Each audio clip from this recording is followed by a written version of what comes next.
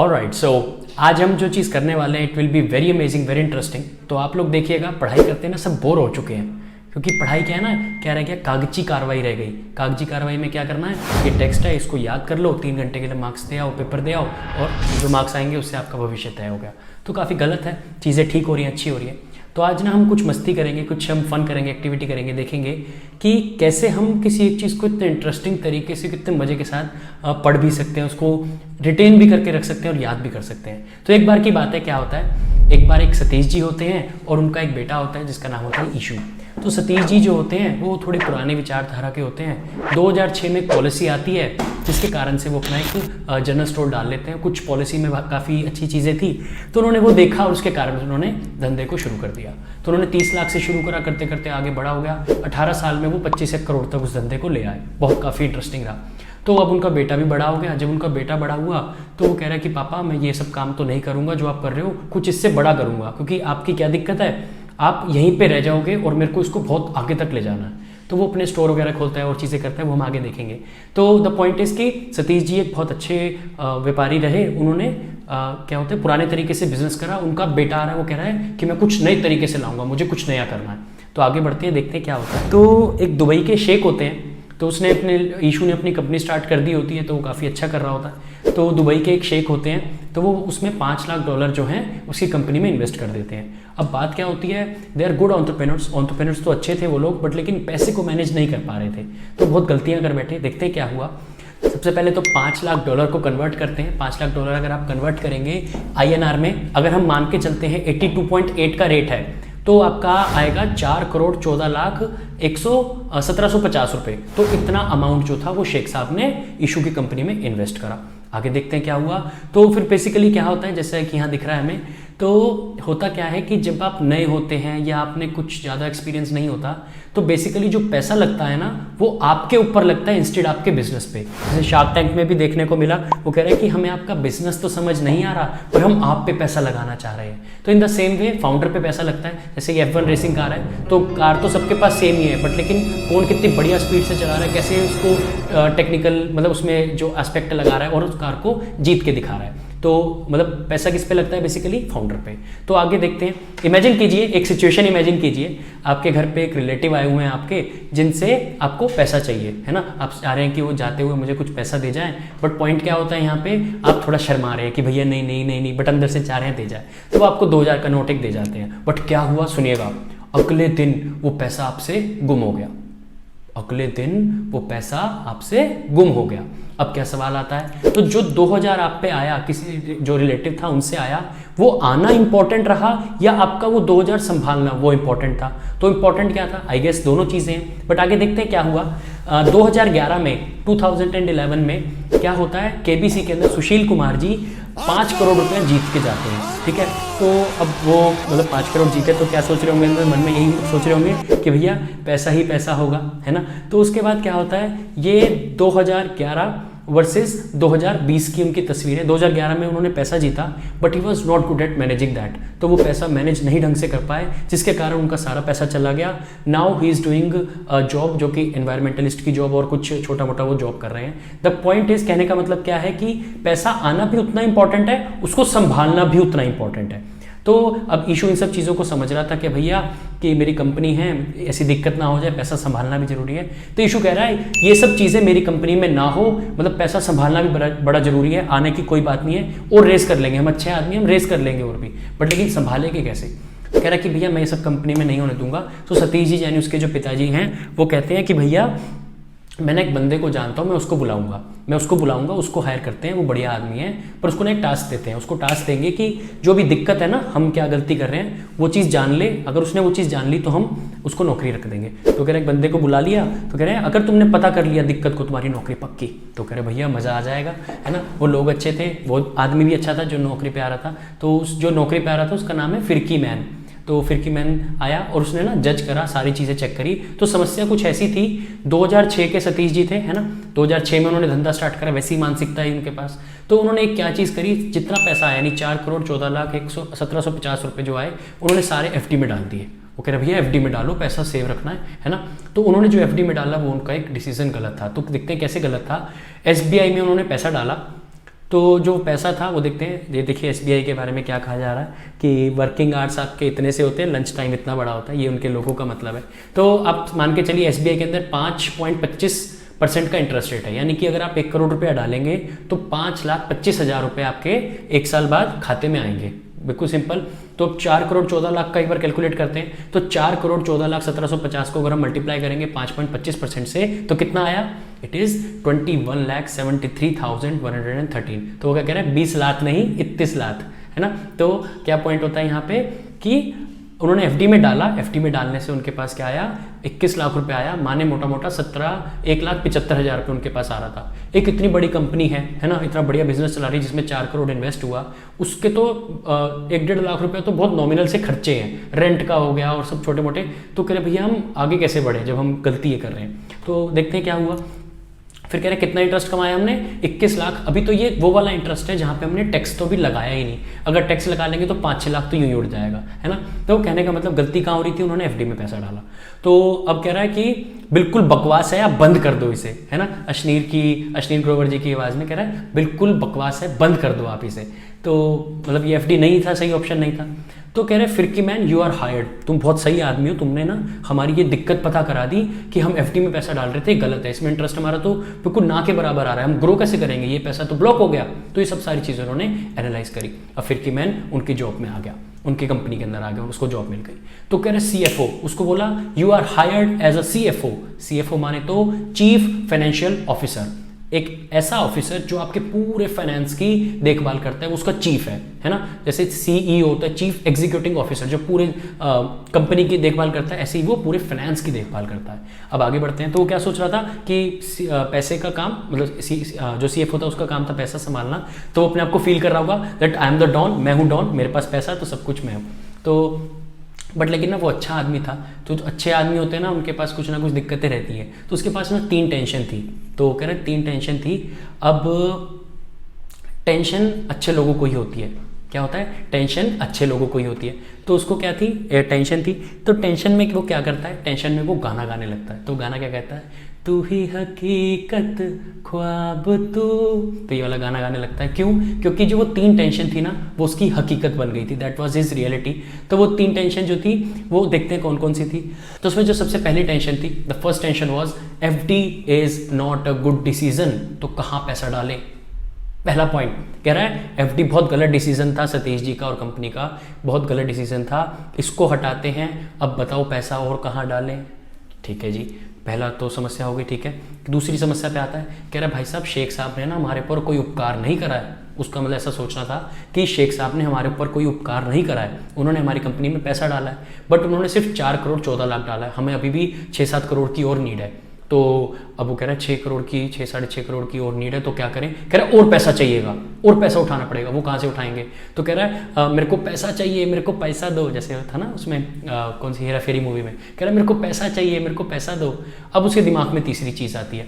कह रहा है कि भाई साहब इनसे हमने, जो शेख साहब ने तो पैसा डाल दिया और हम पैसा रेस करेंगे, पैसा तो रेस कर लेंगे तो वापस देना भी पड़ेगा in the form of dividend, in the form of interest या whatever the point is. तो कह रहा है कि वो लोग चुप तो बैठेंगे नहीं, तो पैसा उन्होंने डाला है तो वो कहेंगे कि हमारे को हमारा पैसा वापस भी दो, हमारे को इंटरेस्ट के साथ दो। कह रहा है ये 3 टेंशन उसके पास थी। एक बार बताते कौन सी।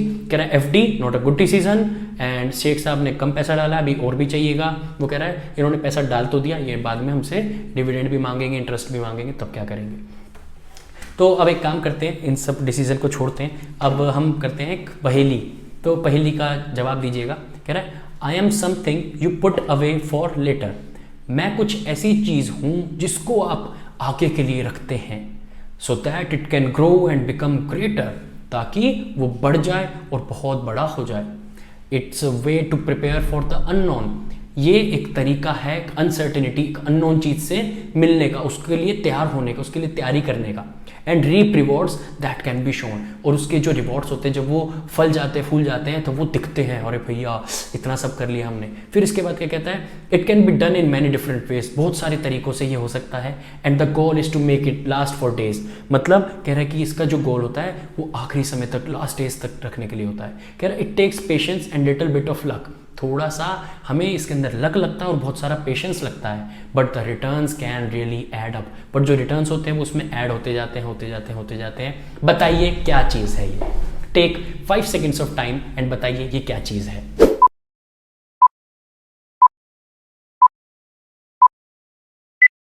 Okay, so this is called investment. Investment एक ऐसी चीज़ है जो कि कहती है कि भैया आप मुझे आज अपने पास रखें, मैं आपको आगे जो कहोगे वो देती रहूँगी, है ना। अब बताइए, मतलब ये तो पॉइंट हो गया कि ये इन्वेस्टमेंट है। तो अब ये बताइए व्हाई डू वी इन्वेस्ट? हम इन्वेस्ट क्यों करते हैं? Why do we invest? इसको हम समझते हैं एक कहानी से। एक बार की बात है, 3 लोग थे, हरियाणवी, मारवाड़ी और पंजाबी, ये तीनों ना दोस्त थे। तो क्या होता है, हरियाणवी और इन सब का ना थोड़ा सा पैसे के बारे में चर्चा हुई, तो कह रहे कि कहाँ इन्वेस्ट करना चाहिए। तो जो हरियाणवी था वो कहता कि भाई साहब मैं तो प्रॉपर्टी खरीद लूँगा, बढ़ जाएगी, जब बढ़ना होगा देखी जाएगी। और मारवाड़ी आप लोगों को पता ही है कि गोल्ड में बहुत ज़्यादा इन्वेस्ट करते हैं। तो मारवाड़ी कहता भैया तेरे को तो पता ही है, अगर मेरे पास 50 लाख होगा तो 30 लाख का मैं गोल्ड ले लूँगा, 10 लाख का मैं कुछ ऐशो आराम की चीज़ ले लूँगा और 10 लाख में दोबारा से धंधे में डाल दूंगा ताकि और बढ़ा सकूँ। तो फिर कह रहा ठीक है भैया। अब पूछते पंजाबी से तू क्या करेगा? तो पंजाबी कहता यार मैं तो ना भैंस खरीद लूँगा। कह रहा ठीक है भैया। कह रहे वो तुझे रिटर्न कैसे देगी? कि देखता जा, देगी, रिटर्न देगी अभी। तो उनका फिर 6 महीने साल भर बाद मिलना हुआ दोबारा, सेम वही चर्चा करी कि फाइनेंस के टॉपिक पे। तो हरियाणवी से पूछा गया कि भाई साहब तेरा रिटर्न क्या रहा? तो कह रहा है कि मेरा तो रिटर्न अच्छा रहा, 20% से मेरी जो प्रॉपर्टी हमने ली थी वो अप्रिशिएट हो गई। कह रहा बढ़िया बात है यार।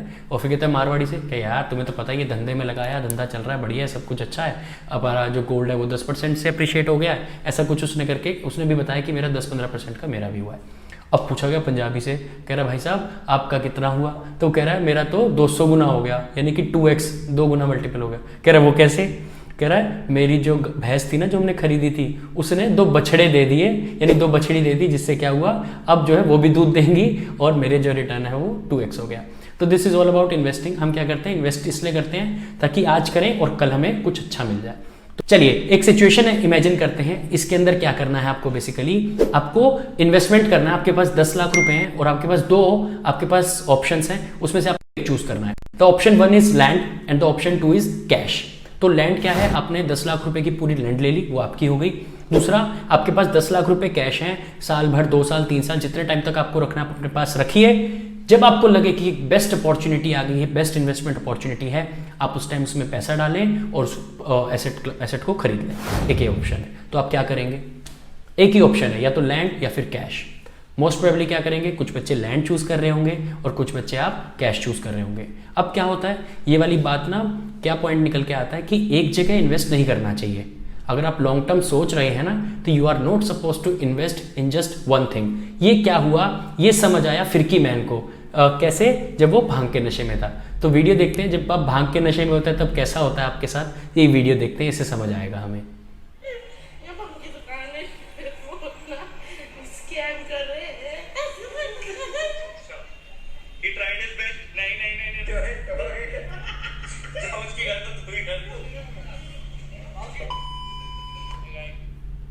सो this is what happens when you take bhang. तो भांग को ना CBD भी बोला जाता है, CBD इज इक्वल्स टू भांग। तो CBD ऑयल वगैरह बहुत सारी चीज़ें आती हैं।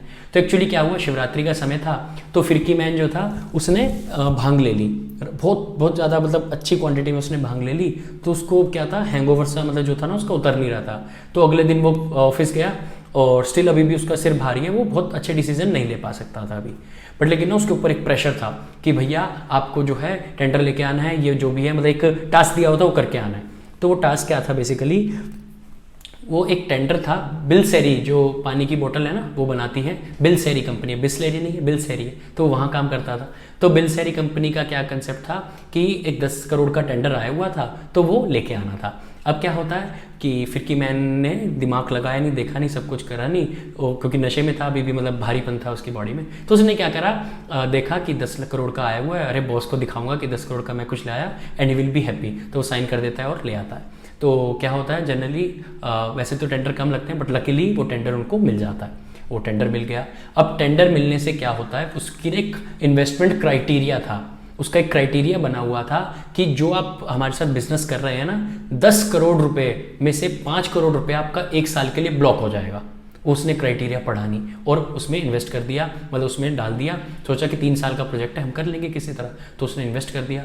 अब क्या होता है, जब उसने इन्वेस्ट करा किसमें 10 करोड़ रुपया बिस्लेरी की उसमें टेंडर में, तो क्या होता है 10 करोड़ में से 5 करोड़ जो था ब्लॉक होना था वो उसने ध्यान नहीं दिया। अब क्या होता है, वो 5 करोड़ रुपया जो है वो उसे अपनी जेब से लगाना होता है, मतलब कंपनी की जेब से लगाना होता है। अब कंपनी में इतना कैश फ्लो नहीं था, उस कैश फ्लो के लिए वो क्या करता है 5 करोड़ रुपया रेस करता है, जिसके कारण उनको जितना बचना था, मान लेते हैं 10% उनको बचना था, तो 10 करोड़ में से अगर उनको 1 करोड़ बचना था, बट लेकिन जो उन्होंने 5 करोड़ का लोन लिया, जो उन्होंने उसके लिए क्या जो ब्लॉक करने के लिए लोन लिया, उसके कारण वो 1 करोड़ से भी नेगेटिव आ गए, जिससे उनका क्या हुआ, जो रेट ऑफ रिटर्न था वो नेगेटिव हो गया। तो क्या गलती करी उसने, इन्वेस्टमेंट क्राइटेरिया को पढ़ा नहीं कि 10 करोड़ में से 5 करोड़ तो ब्लॉक हो जाएंगे आपके 1 साल के लिए, अगली बार अगले में पेमेंट मिलेगी, तो उसने वो पढ़ा नहीं, जिसके कारण क्या हुआ, उसका कैश फ्लो वहाँ पे सीज हो गया। जब कैश फ्लो सीज हुआ, कैश फ्लो वहाँ सारा लग गया, अब क्या हुआ, उसको और लोन उठाना पड़ा, तो उसने लोन उठाया, 5 करोड़ का ही लोन उठाना पड़ा, जिसके कारण उनको इंटरेस्ट पे करना पड़ा, जिसके कारण जो रेट ऑफ रिटर्न था वो नेगेटिव हो गया। अब ये सिचुएशन ऐसी आ गई, अब क्या हुआ, मतलब उसके पास कोई वो नहीं था, ऑप्शन नहीं था। अगर ये लास्ट सेकंड गलती थी, एक गलती उसने और करी, अब वो नौकरी से निकलने वाला है, देखते हैं। तो अब क्या होता है, एक बड़ी इंटरेस्टिंग चीज समझते हैं, the game of growth, debt को बोलते हैं गेम ऑफ ग्रोथ। तो अडानी जी जो हैं वो इंडिया टीवी पे आए और उन्होंने बताया एक इंटरेस्टिंग बात कि हमारे पास 3 गुना एसेट्स हैं हमारे डेट से। अगर उनके पास 1 लाख रुपए का डेट है लेट से, तो उनके पास 3 लाख रुपए के एसेट्स हैं, राइट। अगर उनके पास 1 लाख रुपए का डेट है तो उनके पास 3 लाख रुपए के एसेट्स हैं। तो कहने का मतलब क्या है कि अगर उनके पास 3 लाख के एसेट हैं तो उन्होंने लोन क्यों लिया, इज ही मैड, मतलब क्या उनकी कंपनी प्लान नहीं कर रही होगी। The point is yes they are planning, but the point क्या है यहाँ पे समझने वाला, that is called the game of growth. The entrepreneurs और the persons those who know how to leverage debt, मतलब को डेट को कैसे यूज करना है, कर्जे को कैसे यूज करना है, वो ग्रो कर जाते हैं, राइट। तो आगे देखते हैं, तो debt is called the game of growth. तो अब आपको क्या लगता है कि फिरकी मैन ने कहाँ इन्वेस्ट किया होगा, ये सब क्राइटेरिया देखा, उसने प्रीवियस कंपनी में गलतियां करी थी और वो ये गलतियां अब यहाँ ना करे इस कंपनी में, तो उसने क्या देखा होगा, क्या सोचा होगा। तो उसने सबसे पहली बात तो क्या कहाँ इन्वेस्ट किया, कंपनी आपको पता ही कि क्या बिजनेस करती है, वो जनरल स्टोर में थे सतीश जी। इशू ने क्या करा, इशू ने उन्हीं स्टोर्स की फ्रेंचाइजी बांटना स्टार्ट कर दिया। कहते कि पापा अगर आप धंधा करोगे ना तो आप यहीं बैठे रह जाओगे, आप अभी 25 करोड़ पे आए हो, आप ज़्यादा से ज़्यादा 50 करोड़ पहुंच जाओगे, वो भी 10 साल में, या जो भी आप टेन्योर लोगे उसमें पहुंच जाओगे। बट मैं अगले 5 साल में ही अपनी फ्रेंचाइजी बांट के उसको बहुत बड़े मॉडल पे ले आऊँगा, हम करेंगे यहीं से बिजनेस, बट हम पूरे इंडिया में पूरे वर्ल्ड में छाए हुए होंगे। तो ये उनका बिजनेस था, फ्रेंचाइजी बांट रहे थे वो अपनी स्टोर की, जनरल स्टोर का ही काम था, बट उसमें उसने बहुत ही एडवांसमेंट ला दी, उसमें एआई का यूज़ कर रहा है, टेक्नोलॉजी का यूज़ कर रहा है, बढ़िया बढ़िया लोगों को हायर कर रहा है, तो बहुत बेस्ट काम जो हो सकता है वो कर रहा है। तो बताइए उसने कहाँ इन्वेस्ट किया होगा, तो he probably would have invested, long term investment करना था तो कहाँ किया, उसने लैंड परचेसेस कर ली, है ना, उसने एसेट्स में डाला जो उसके लिए काम आने थे, यानी कि जो लैपटॉप्स कंप्यूटर्स वो सब उसने खरीदे, फिर उसने थोड़ा सा पैसा लिक्विडिटी में रखने के लिए शॉर्ट टर्म एसेट्स में डाल दिया, ताकि कल को कोई दिक्कत आ गई, कुछ बात आ गई तो वहाँ से उसको कैश आउट कर सकते हैं। तो कहता है कि हमने 4 करोड़ 14 लाख को तो काम पे लगा दिया, बट लेकिन अभी ये क्या है, ये भी बहुत कम पैसा, हमें और पैसा रेस करना है। तो और पैसा रेस करने के लिए उसने क्या कहा कि भैया पैसा उठाने के ना 2 तरीके होते हैं। Whenever you raise money, there are always 2 ways to raise your money. कैसे, एक तो कर्जा या इक्विटी देकर मर जा। कहने का मतलब जब शेयर होल्डर यानी कि जो फाउंडर होता है ना, तो फाउंडर क्या कहता है कि भैया मेरे को अपनी इक्विटी देनी पड़ेगी तो मैं कैसे बचाऊं, है ना, तो या तो कर्जा ले लो या फिर अपना शेयर होल्डिंग बेच दो और मर जाओ, तो यानी कि शेयर होल्डिंग आपकी कम हो जाएगी। तो कह रहा है कर्जा या इक्विटी देकर मर जा। तो जो फिरकी मैन था अभी, वो था मैन ऑफ रियलाइजेशन। देखते हैं कैसे, उसने प्रीवियस कंपनी में एक गलती करी थी, अभी एक गलती उसने दोबारा से दोहरा दी, जिसके कारण उसको नौकरी से निकाला गया था। देखते हैं क्या करा। तो जो 5 करोड़ रेस करना था उसने उसको भी ध्यान से नहीं करा। क्या क्या गलती करी, सबसे पहली चीज उसने मार्केट कंडीशन को नहीं देखा। What he was not checked कि मार्केट कंडीशन कैसी है। मार्केट की कंडीशन बुलिश, बेयरिश और साइडवेज। तो बेसिकली क्या कंडीशन थी मार्केट की उस टाइम बहुत बुल मार्केट था। बुल मार्केट का बेसिक मतलब जब बहुत तेजी है, यानी डिमांड सप्लाई का कोई दिक्कत ही नहीं है, डिमांड भी बहुत है, सप्लाई भी बहुत है, पैसा भी बहुत है, हर जगह से हरियाली है, सब खुश है, मतलब बुलिश मार्केट है।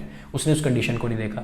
दूसरी चीज क्या रही, उसने ये नहीं देखा कि ओनर के पास कितनी इक्विटी है, उसने उस चीज़ को जज नहीं करा। तो ओनर के पास बहुत अच्छी 90% इक्विटी थी, है ना। फिर उसने क्या नहीं देखा, उसने देखा नहीं कि कैश फ्लो कैसा है हमारा, तो उनका जो कैश फ्लो था वो अच्छा नहीं था, है ना, जिसके कारण उनको 5 करोड़ रेस करना ही पड़ा बेसिकली। तो उसने इस चीज़ को नहीं देखा। अब क्या होता है, अगली चीज़ क्या गलती करता है वो, बिल्कुल ही मतलब अर्जेंसी में उसे उठाना था पैसा, तो उसने ना फ्लोटेशन कॉस्ट कुछ 5.5% दे दी।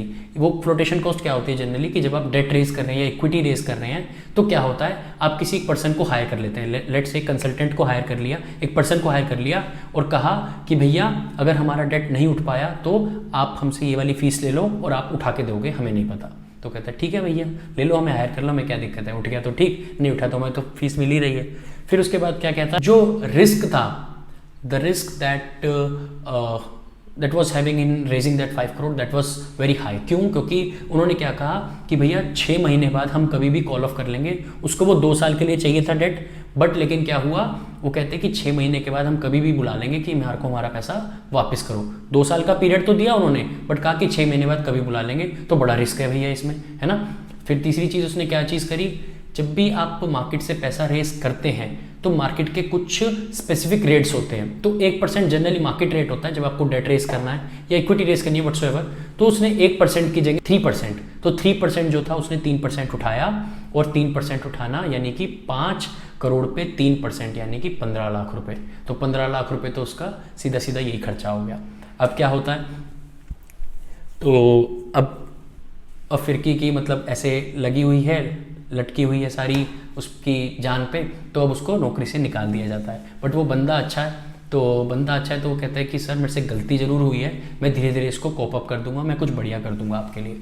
तो अभी वो बेरोजगार था, इसके कारण से इनको मतलब इसने फिर अच्छा भी करा। सो ही पेड अराउंड 3% उसने दिया, जो कि 15 लाख होता है 5 करोड़ के ऊपर, और बहुत मोटी अमाउंट थी वो भी। तो उसने कहा कि सर मेरे से गलती हुई है, उसको नौकरी से निकाल दिया गया। बट वो कहता है कि आई एक्सेप्ट कि मेरे से गलती हुई है, एंड ही सेड कि मैं इसको ठीक कर दूंगा, और थोड़े टाइम में वो किसी तरह ठीक कर देता है, उसको हम बाद में जानेंगे। अभी एक सवाल का जवाब दीजिए, which is bigger, debt market और इक्विटी मार्केट।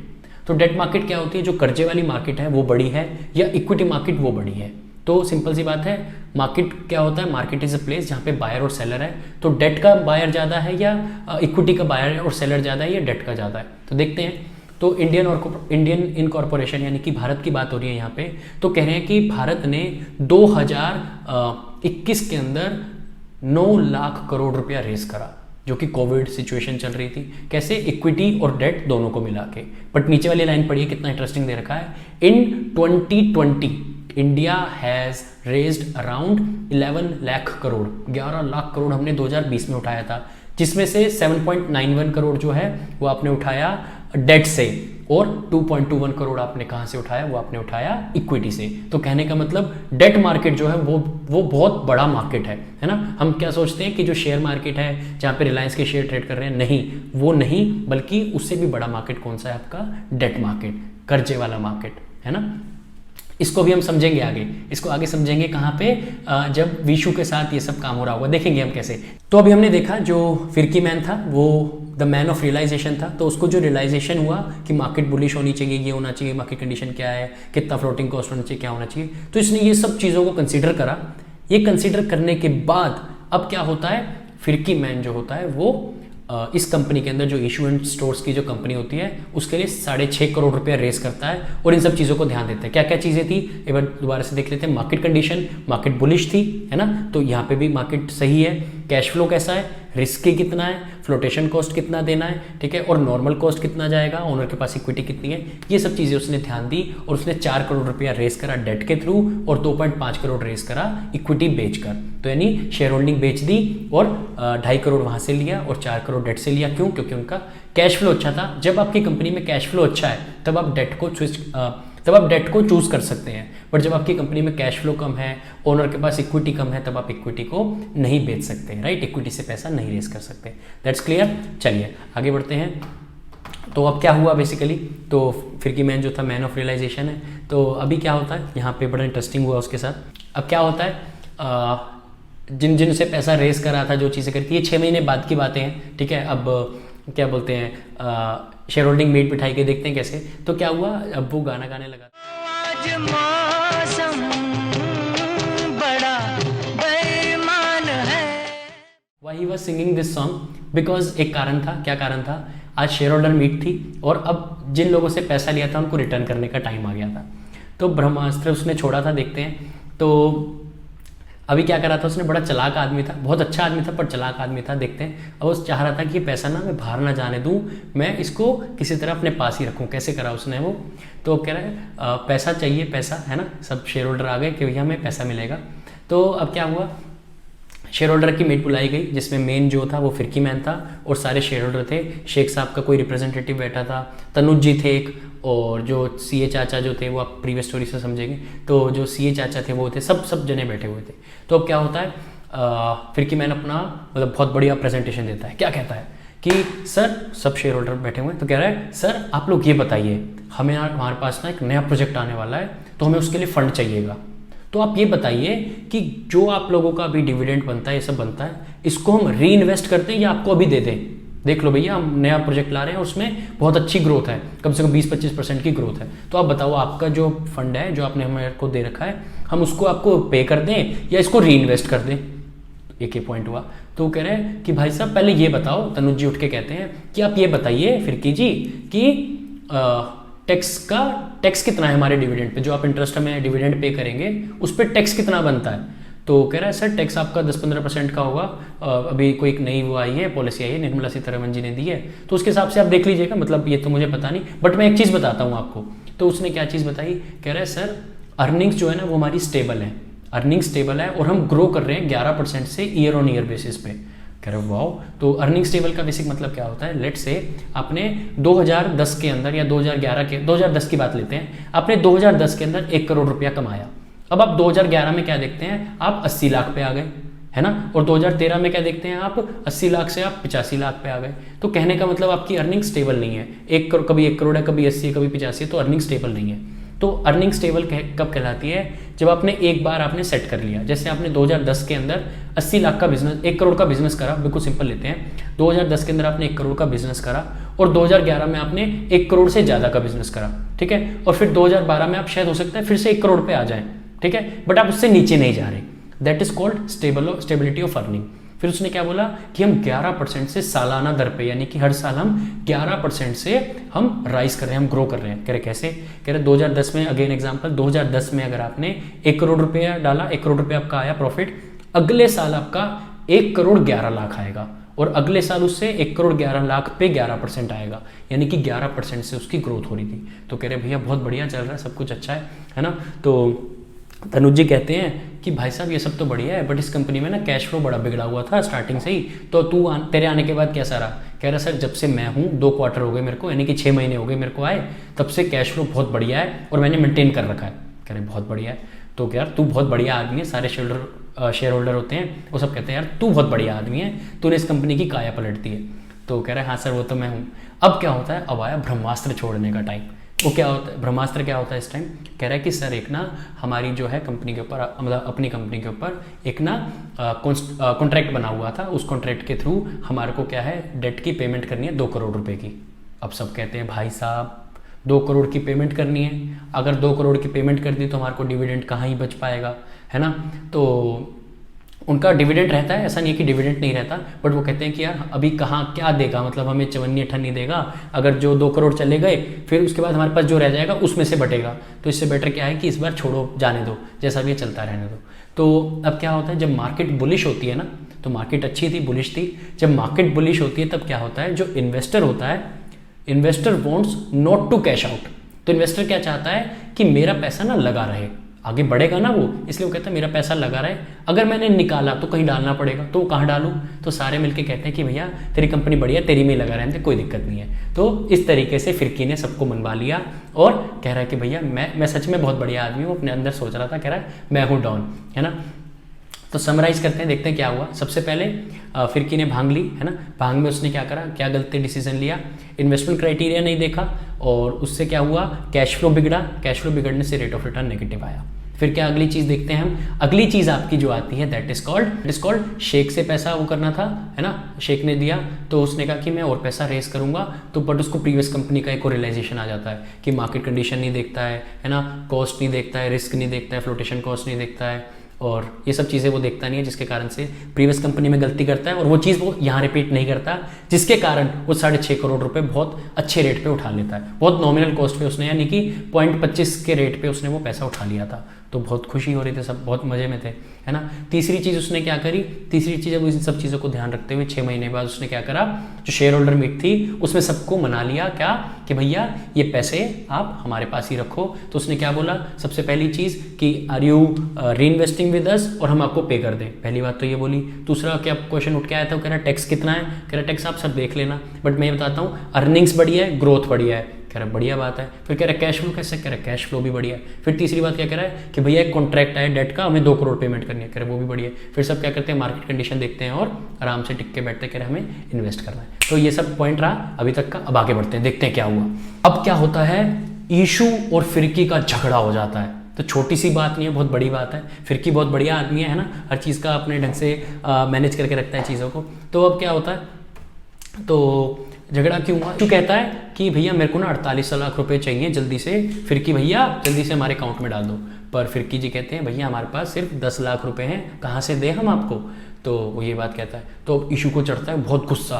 क्यों, अभी पता लगेगा आपको इतनी सी बात पे क्यों गुस्सा चढ़ता है। तो ईशू कहता कि भैया जब नीड है तब तेरे पास पैसा नहीं है, तो एक काम कर, मेरे को 15 मिनट में ऑफिस में मिल। तू एक बात बता, सब गुस्से में बोल रहा है वो इस टाइम, कह रहा तू एक बात बता, तू आज तेरे पास पैसा नहीं है, तू अभी का चीज़ तो मैनेज कर नहीं सकता, तू क्या बोलते हैं आगे का क्या फोरकास्ट कर रहा होगा, तू तो कोई अनसर्टेनिटी आ जाए, कुछ हो जाए, तू तो हाथ खड़े कर देगा। मतलब तू एक बात बता, तेरा प्रोडक्शन से, सेल से और सभी डिपार्टमेंट से बात भी नहीं होती होगी, तो मतलब कर क्या रहा है ये सब गुस्से में बोल रहा है इस टाइम, दिल से कुछ नहीं बोल रहा है बट गुस्से में बोल रहा है। क्यों, क्योंकि अभी देखते कारण क्या था।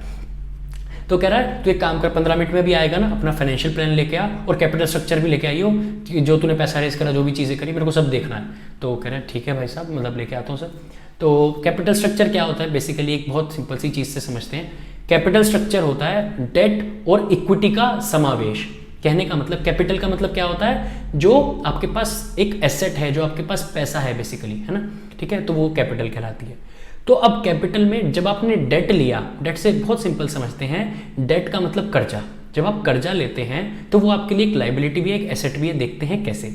लेट से आपने डेट ले लिया 1 करोड़ रुपए का, तो जो आपने 1 करोड़ का डेट लिया उससे आप कुछ खरीदेंगे भी, है ना। वो 1 करोड़ का मान लेते हैं आपने एक वो खरीद ली, क्या खरीद ली, मशीनरी खरीद ली आपने, या आपने एक बिल्डिंग खरीद ली, है ना, वो आपने एक बिल्डिंग आपकी हो गई, बट लेकिन उस पर जो इंटरेस्ट पे करना है वो आपके लिए एक लाइबिलिटी बन गया, है ना। तो जो वो चीज़ है वो लाइबिलिटी में आ जाएगी, बट वो बिल्डिंग आपकी एक एसेट में आ जाएगी। तो डेट, यानी डेट से भी हमने पैसा रेज करा और हमने वहाँ पे उसको लैंड परचेज कर ली। In the same case equity में होता है, इक्विटी में हमें कुछ देना नहीं होता, इंटरेस्ट नहीं पे करना होता। इक्विटी में क्या सिंपल चीज़ होती है, आपने पैसा लिया और शेयर्स दे दिए तो पैसा आपका हो गया। उस पैसे से भी आप कुछ करेंगे, या तो आप डेट को उतार देंगे, या आप क्या करेंगे, आप कोई और बिल्डिंग खरीद लेंगे, कोई मशीनरी खरीद लेंगे, कोई भी एसेट आप खरीद लेंगे। तो कैपिटल स्ट्रक्चर बेसिकली सिंपल है, इक्विटी कितना है आपके पास और डेट कितना है आपके पास, इन दोनों से मिलकर आपका एक कैपिटल का स्ट्रक्चर बन गया, बड़ा सिंपल है। तो अब कह रहा है उसने फाइनेंशियल प्लान जो था, तो वो 15 मिनट में ऑफिस पहुंचा, तो उसने फाइनेंशियल प्लान ना एक गंदे से रफ कागज पे बना रखा था। तो इशू था तो गुस्से में इस टाइम, तो कह रहा है इसे ना फाड़ के फेंक दो, किसी काम का नहीं है ये। तो गुस्से में भी यही बात चल रहा है। तो अब फिर की आता है, कहता है कि सर आपका ना सिर इस टाइम गर्म हो रहा है, आपको हर चीज़ ना खराब लग रही है। फाइनेंशियल प्लान तो सही बना हुआ है ना, कैपिटल स्ट्रक्चर में मानता हूँ थोड़ा सही से आपको नहीं बना के दे रखा मैंने, बट चीज़ तो सही बनी हुई है ना, है रफ पेपर पे, तो क्या करें। तो कह रहा है सर अभी आपका ना सिर गर्म है, आप एक काम कीजिए, अब मेरे को सिर्फ और सिर्फ 30 मिनट दीजिए, आपको 48 लाख रुपए चाहिए, मैं भी डलवाता हूँ। 48 लाख ही तो है ना, मैं भी डलवाता हूँ। तो वो कहता है कि अपने जो उसके बैंक होते हैं उन सबको कॉल करता है, ट्रिंग ट्रिंग कॉल जाती है। तो कह रहा है कि भैया 48 लाख रुपए चाहिए, मेरे अकाउंट में भेज दो। तो 48 लाख रुपए मंगवा लेता है। तो अब कहता है फिरकी के पास 10 लाख पहले से ही पड़े थे, है ना। बैंक को कॉल करके क्या कहा उसने, 48 लाख रुपए भेज दो। उसने कॉल करके 48 लाख मंगाए, बट लेकिन 10 लाख उसके पास पहले से ही थे। तो क्वेश्चन एक सिंपल सा उठ के आता है, उसने 38 लाख यानी 38 लैक्स क्यों नहीं मंगवाए, उसने पूरे 48 लैक्स ही क्यों मंगवाए, क्या कारण रहा होगा। 5 सेकेंड्स का टाइम लीजिए और बताइए।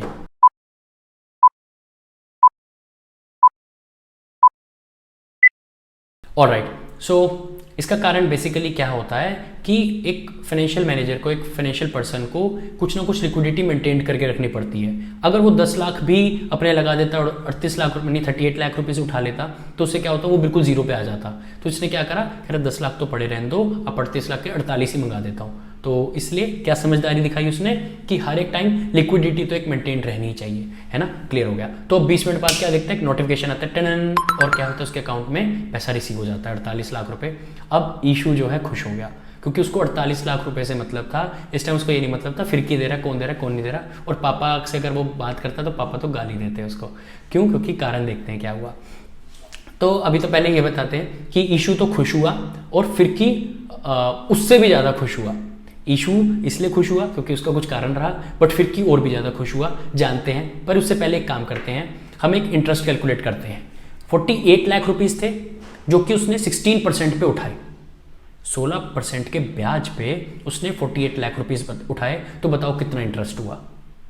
इसको कैलकुलेट करते हैं, बड़ा सिंपल है। 48 lakh multiply by 16 divided by 365, यानी 365 दिन से अगर हम इसको डिवाइड कर देंगे तो हमें पता लग जाएगा कि एक दिन का ब्याज कितना जा रहा है। तो जितने यहाँ पे नोट और पैसे सिक्के दिख रहे हैं आपको, उतना ब्याज उसका एक दिन का जा रहा था, दैट इज 2104 रुपये। यानी कि अगर वो अपने पास 10 दिन के लिए उस पैसे को रखता है तो उसको 10 मल्टीप्लाई 2104 रुपये उसको देने पड़ेंगे, राइट। तो अब क्या हुआ, फिरकी क्यों खुश था, बिकॉज 75 लाख रुपए जो थे ना वो उसके अकाउंट में 4-5 दिन में आने वाले थे। तो कह रहा भैया मेरे को तो कोई दिक्कत नहीं, 48 लाख में भर दूंगा 2-1 दिन में, जितने टाइम जैसे भी होगा मैं भर दूंगा, तो कोई दिक्कत नहीं है, 75 लाख तो आने ही वाले। तो उसने कहा कोई नहीं सर ले लो आप, कोई दिक्कत नहीं है ना। अब अगला क्या हुआ, ईशू क्यों खुश होता है। ईशू इसलिए खुश था क्योंकि वो अपनी गर्लफ्रेंड को ना एक बहुत एक्सपेंसिव गिफ्ट देने वाला था। तो वो एक्सपेंसिव गिफ्ट क्या था, कुछ 15-1 लाख रुपए की चीज़ थी, और वो उसके साथ उसका एक स्टार्टअप भी खोलना चाह रहा था। तो पापा से मांगता तो पापा तो मारते उसको, है ना, डांटते। तो उसने क्या करा कि कह रहा अपनी कैपिटल जो उसके पास अपना चीज़ था ना, कह रहा उसी से खुलवाता हूँ। तो 48 लाख रुपए कुछ बनते थे, तो उसने कहा वो मेरे को दो और मैं इससे ही धंधा, इससे ही अपनी गर्लफ्रेंड को बिजनेस स्टार्ट करवाऊंगा, स्टार्टअप स्टार्ट करवाऊंगा, और जो भी उसके लिए गिफ्ट लेके आना था, कुछ उसने गोल्ड वोल्ड का कुछ लेके आना था, कह रहा मैं इसी से लेके आऊँगा। तो ये कारण था कि वो गुस्से में था। तो अब ईशू ये सब देख के बड़ा खुश होता है। अब खुशी खुशी ना वो एक गाना गाता है। तो वो गाना कुछ इस प्रकार है। तो वो कहता, the cash flow should never cease, the size of business should always increase. ये गाना वो क्यों गाता है, फिरकी को सुना रहा होता है। फिरकी को क्या कहता कि भाई साहब अभी भी ठीक है, अच्छी बात है, तू बहुत बढ़िया आदमी है, तो एक गाना सुन और अपने कैपिटल स्ट्रक्चर को अच्छा बनाइयो इस गाने के थ्रू। तूने कैपिटल स्ट्रक्चर की मैया सिस्टर एक कर दी, कह रहा तू एक काम करियो, इस गाने को सुन, इसको ध्यान रखियो और अपना कैपिटल स्ट्रक्चर बढ़िया बनाइयो। तो दोबारा सुनते क्या होता है, तो कहता है the cash flow should never cease, the size of business should always increase, interest coverage should not be tight, debt service coverage should be right, return on investment should be high, cost of debt should never go by, tax rate should be low, cost of equity should always glow, flotation cost should be fair, risk consideration should be there, flexibility is the key, regulatory framework should be free, stock market conditions should be sound, capital structure should be profound, these are the things to keep in mind if success in business you want to find। तो ये फिरकी को ज्ञान दे रहा था कि भाई साहब फिरकी, तो ये एक सिंपल कहानी नहीं है, कोई गाना नहीं है, ये कैपिटल स्ट्रक्चर की वो है, बुनियाद है। इन सारे चीज़ों को ध्यान रखना, इन गाने को याद रखना, आपको कैपिटल स्ट्रक्चर बहुत अच्छे से बनाना आ जाएगा। किन किन कारणों से कैपिटल स्ट्रक्चर दुखी होता है, तब बनता है। तो वो कह रहा है ठीक है भैया, ठीक है सर, ध्यान रखूंगा। तो अब क्या पॉइंट था, सिंपल सी बात समझते हैं। ईशू ने 48 लाख मांग लिया, ये आपके लिए सवाल है। ईशू ने 48 लाख तो मांग लिया अपने हक का, ठीक है, बट ऐसा ही ना बिजनेस में बहुत सारी जगह चाहिए होती है पैसे। तो बिजनेस में क्या होता है, कभी लेबर के लिए पैसा देना है, कभी इसके लिए देना है, उसके लिए देना है, तो उसे वर्किंग कैपिटल बोला जाता है। जो धंधे को चलाने के लिए पैसा लगता है उसे वर्किंग कैपिटल बोलते हैं, बड़ा सिंपल है। तो अब कह रहा है कि वर्किंग कैपिटल जो है, आप बताइए एज अ स्टूडेंट, आप बताइए कहाँ कहाँ नीड होती है। जैसे मैंने भी बोला लेबर के लिए, सैलरीज के लिए, तो बताइए कहाँ कहाँ नीड होती है। टेक 5 सेकेंड्स ऑफ टाइम, आप खुद नोट कीजिए, खुद दिमाग में सोचिए कि कहाँ कहाँ नीड होती है।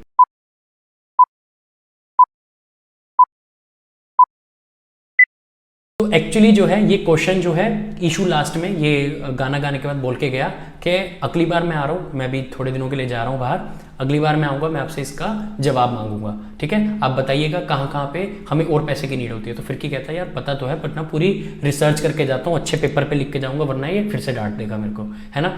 तो वो क्या करता है, गूगल पे रिसर्च करना शुरू करता है। रिसर्च में उसको क्या मिलता है, बड़ी इंटरेस्टिंग चीज़ मिलती है, देखना आपको भी बहुत अच्छी लगेगी ये जान के। तो क्या हुआ, एक क्यूट से नेचर की लड़की एक बड़ा सा स्केल लेके, लंबा सा स्केल लेके एक साइकिल पे जा रही है। साइकिल, उस जो साइकिल है ना उसका नाम था बिजनेस साइकिल, उस साइकिल का नाम था बिजनेस साइकिल। उस बिजनेस साइकिल पे जा रही है चारों सीजन्स का आनंद लेने, जो भी चारों सीजन होते हैं ना, गर्मी सर्दी ऑटम ऑटम जो भी होते हैं, इन सारे सीजनों का आनंद लेने जा रही है। क्यों, ताकि इस सीजन से क्या होगा, वो खुश हो जाएगी और उसको क्रेडिट मिल जाएगा, उसको लोन मिल जाएगा। उस लोन से वो कच्चा माल खरीद लेगी, कच्चा माल खरीदने के बाद वो प्रोडक्शन स्टार्ट कर देगी। तो जब वो प्रोडक्शन स्टार्ट कर देगी, लेकिन यार कंपटीशन तो बढ़ा हुआ है, तो क्या हुआ, प्रोडक्शन उसने स्टार्ट कर दी है, इवन कर दी, बट लेकिन उसने देखा कि लेवल ऑफ कंपटीशन जो है वो बढ़ता जा रहा है। अब उसको ग्रोथ करनी है, ग्रोथ करने के लिए वो क्या करने लग गई, अपने जो लेवल ऑफ ऑपरेशंस थे ना, ऑपरेटिंग्स जो मतलब ऑपरेशंस जो हम करते हैं उसको उसने बढ़िया कर दिया, एफिशिएंट कर दिया। अब क्या होता है, ये सब चीज़ तो बहुत बढ़िया थी, बट लेकिन एक जगह वो हार गई। वो कहाँ हारी, उसकी महंगाई ने कमर तोड़ दी। जब उसकी महंगाई ने कमर तोड़ी तो उसको वर्किंग कैपिटल नहीं मिली, जिसके कारण से वो अपने धंधे को वहीं पे ठप करके, मतलब वहीं पे बंद करके वो आगे बढ़ गई, है ना। तो क्या हुआ था, एक लड़की थी क्यूट सी, जो लंबा सा स्केल लेके एक बिजनेस साइकिल पे चारों सीजन का आनंद लेने जा रही होती है, ताकि उसको क्रेडिट मिल जाए और उससे वो कच्चा माल खरीदे और अपनी प्रोडक्शन स्टार्ट कर दे। बट लेवल ऑफ कंपटीशन देखती है, और देखती है फिर कि ग्रोथ भी करनी है, तो ग्रोथ करने के लिए वो अपने ऑपरेशंस को इफेक्टिव करना चाहती है, बट लेकिन इन्फ्लेशन यानी कि महंगाई के कारण उसकी कमर जो है टूट चुकी होती है। तो इस कारण से हमें वर्किंग कैपिटल की नीड होती है। इसको भी हम जानेंगे बाद में, बड़ा इंटरेस्टिंग है, आपको बहुत अच्छी चीज़ याद हो गई है।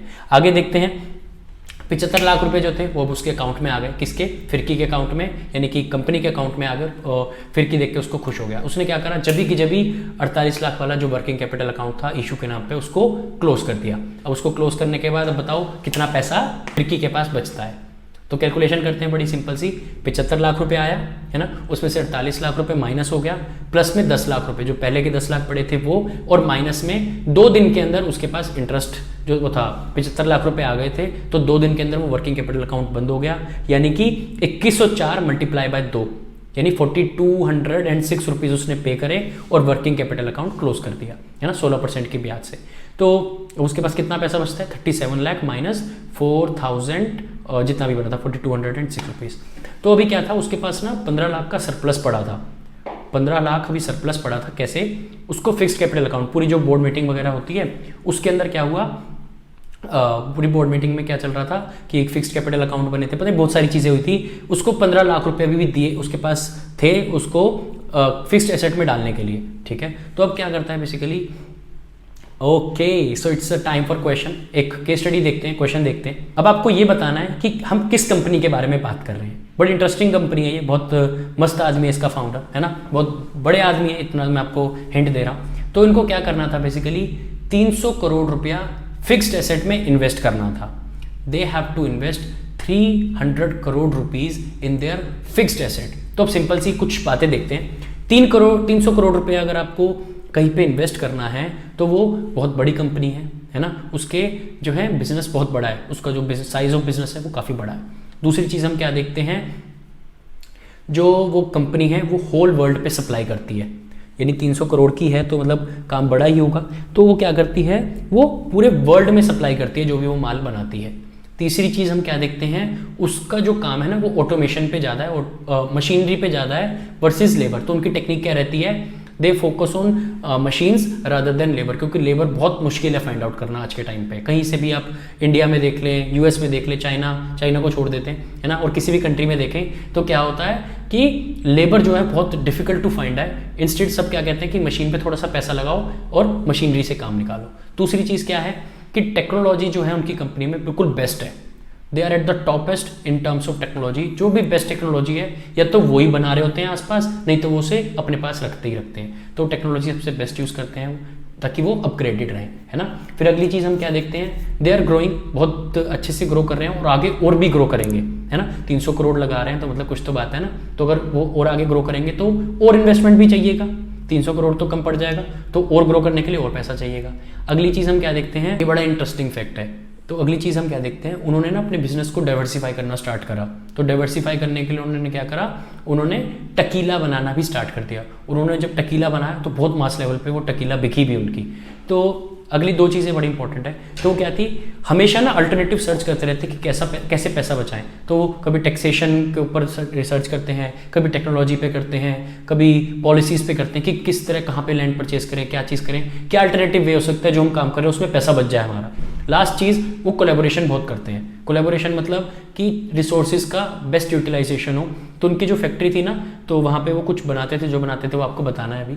तो वो बनाते थे, कह रहे कि दिन में तो हम बनाएंगे, बाकी जो टाइम बच जाएगा उसमें आप प्रोडक्शन कर लो। एक और कंपनी के साथ वो टाइप कर लेते हैं, तो कह रहे हैं रात में आप प्रोडक्शन करो, दिन में हम बनाएंगे। तो बड़े बढ़िया बंदे हैं। तो बताइए वो कौन थे, हु आर दे, जिन्होंने 300 करोड़ रुपया फिक्स्ड एसेट में डाला है, बड़ा बिजनेस है उनका, लार्ज स्केल ऑपरेशंस हैं, ग्रोइंग मार्केट में हैं और ग्रो करने वाले हैं, और क्या बोलते हैं टेक्नोलॉजी में अच्छे हैं, है ना, अपनी टेक्निक्स को अच्छा यूज़ करते हैं। तो बताइए कौन है। तो the company is called Tesla, जिसके फाउंडर जो है एलन मस्क। इन्होंने अभी टकीला भी लॉन्च करी थी।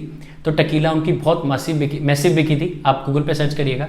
तो अभी क्या था, ये सब तो हो गया। अब फिरकी जो था, फिरकी ने क्या करा, 15 लाख रुपए जो थे उसके पास अभी पड़े थे। तो उसके पास क्या हुआ, उन्होंने प्रीवियस एक लैंड परचेज करी थी जो कि 1.9 करोड़ की थी। अब उसकी जो वैल्यू थी ना वो 35% से अप्रिशिएट हो गई, जो कि उसकी मार्केट वैल्यू क्या हो गई 2.55 या 2.65 करोड़ अब उसकी वैल्यू हो गई थी जो उन्होंने लैंड परचेज करी थी। उस पर वो काम नहीं कर रहे थे, है ना, तो 6 महीने में वो हो गई। उनको क्या हुआ, वो काम इसलिए नहीं कर रहे थे because they are looking for prime location, कोई बढ़िया सी लोकेशन जो उनको मिली नहीं। वो उनको कहाँ मिली, जहाँ पे वो चाह रहे हैं वहाँ पे उनको अब मिलने वाली है। तो जो उसके ओनर हैं, जो उनको लैंड चाहिए थी प्राइम लोकेशन पे, उसके ओनर उस बिजनेस को छोड़ के किसी दूसरे बिजनेस में जा रहे थे, शिफ्ट कर रहे थे। तो उन्होंने कहा कि 5% डिस्काउंट पे मैं इस जमीन को बेच रहा हूँ, अगर कोई अभी के भी ले ले। तो 15 लाख उस पर पड़े थे, वो भाग के वो 15 लाख वहाँ दे आया, उस वाली ज़मीन को वहाँ बेच दिया, नई वाली ज़मीन को यहाँ खरीद लिया। तो अब क्या हुआ, उसको पैसा भी बचा, है ना। तो ये क्या थी, वन टाइम डील थी। बहुत कभी कभी आती है ऐसी डील, 10 साल 5 साल 2 साल 3 साल में कभी एक बार आती हैं। तो जैसे ही मिले ना ले लेनी चाहिए, तो वो वाला पॉइंट था ये। तो उसने ले लिया।